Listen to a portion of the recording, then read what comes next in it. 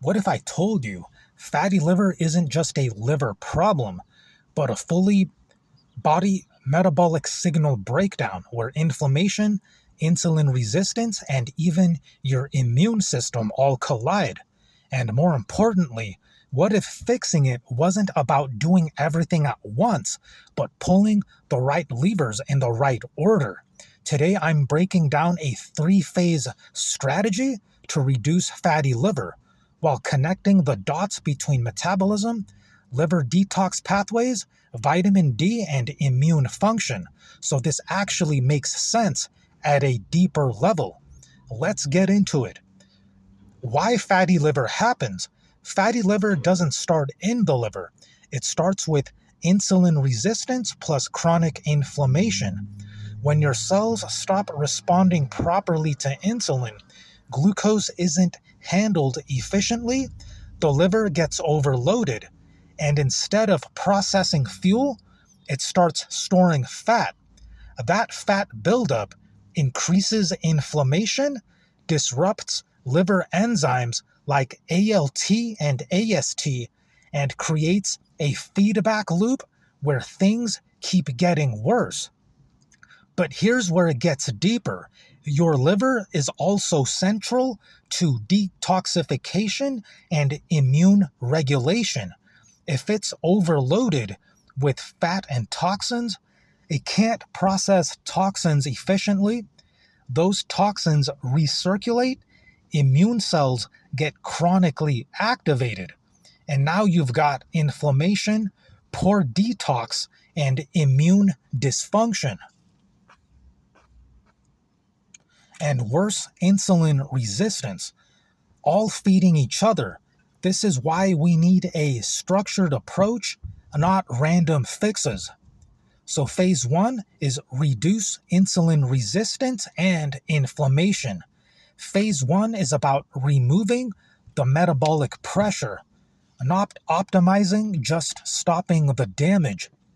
So step one, cut the biggest driver, excess sugar or excess refined carbs. This doesn't mean zero carbs forever. It means lower total glucose load, especially early in the day. A simple move. Remove carbs at breakfast. Why? Because you stabilize blood sugar early, reduce insulin spikes, give your liver breathing room. Now layer in fructose. Fructose is processed almost entirely in the liver. If your liver is already struggling, excess fructose equals more fat production. So reduce high fructose corn syrup found in many foods if you look at the ingredients. Also limit very sweet tropical fruits and shift towards berries, lower sugar, high polyphenols for gut bacteria. And ideally, eat carbs later in the day. Okay, step two is remove the inflammatory inputs.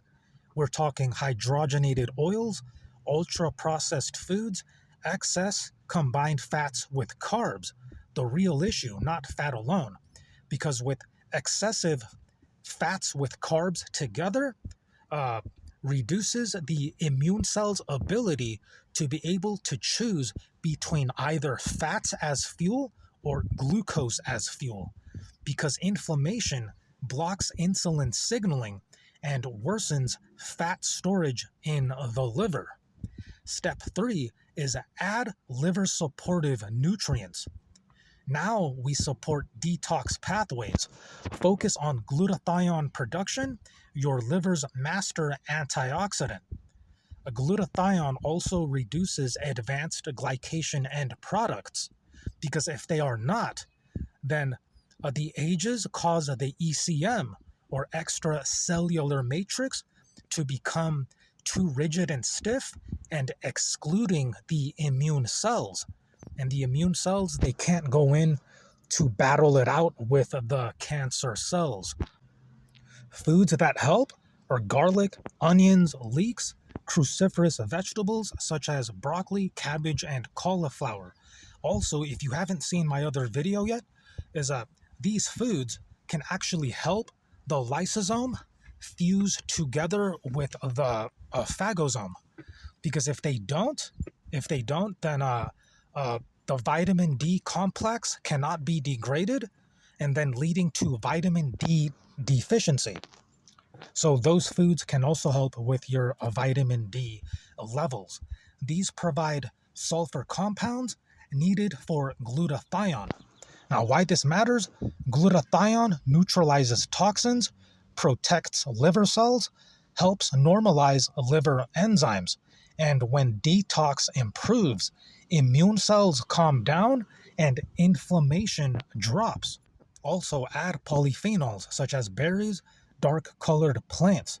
These reduce oxidative stress and improve insulin sensitivity. Also, add omega 3s. These do something powerful, activate fat burning in the liver via PPAR alpha. The result? Less liver fat, better enzyme levels, improved metabolic signaling. Now, combine that with something most people overlook: cell membrane integrity.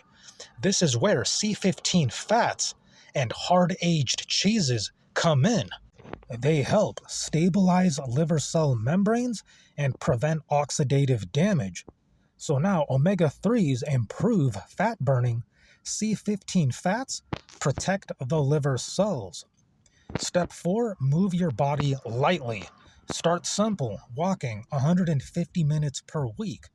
Even this alone reduces liver fat, improves insulin sensitivity. No extremes yet. Section 3, Phase 2, fat burning plus liver regeneration. Now your system is more stable. We shift into using fat efficiently and rebuilding metabolic flexibility. Step 1, increase protein with fiber.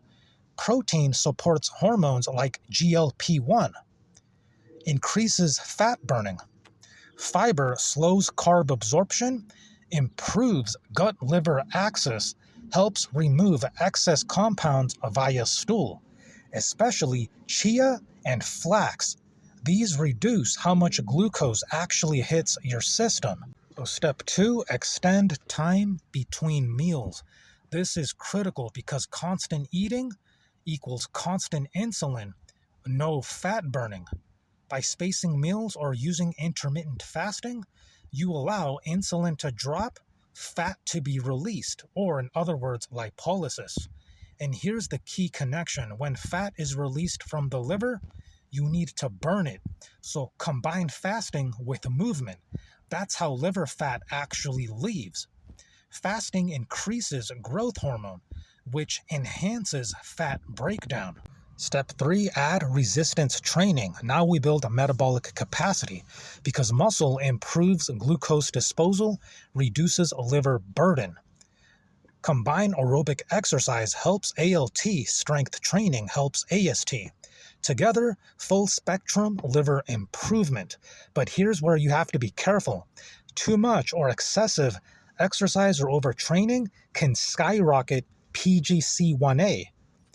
What that could end up doing is causing NK cells, or natural killer cells, of your immune system to become dysfunctional, or NK cells will not play their roles correctly in anti-cancer activity. So try not to overdo it with the resistance training.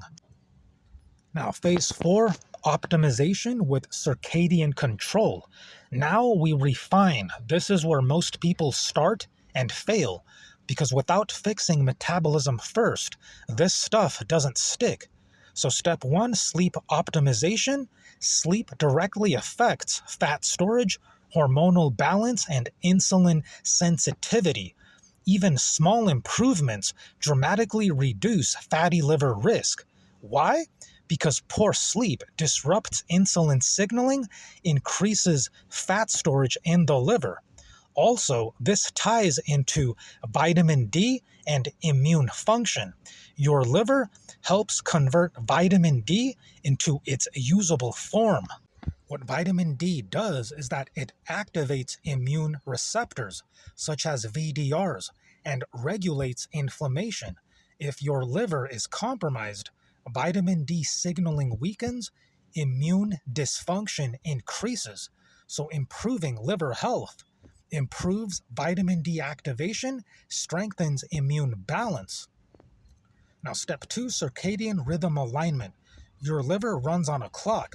When you eat late, sleep irregularly, and then train randomly, you disrupt metabolism, detox timing, hormonal signals.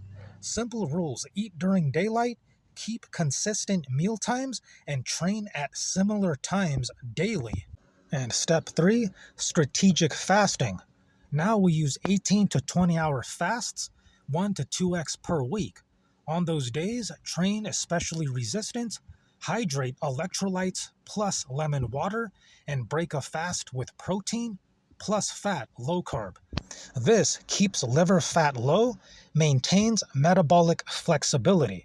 Now, here's the truth: fatty liver isn't just about food, it's about insulin signaling, liver detox capacity, and nutrient handling like vitamin D for immune activation. When the liver is overloaded, toxins build up, immune cells become dysregulated, inflammation rises, metabolism slows. But you can fix it with the tips explained in this video. So you don't just lose liver fat, you restore how your entire system communicates. So that's it for the video.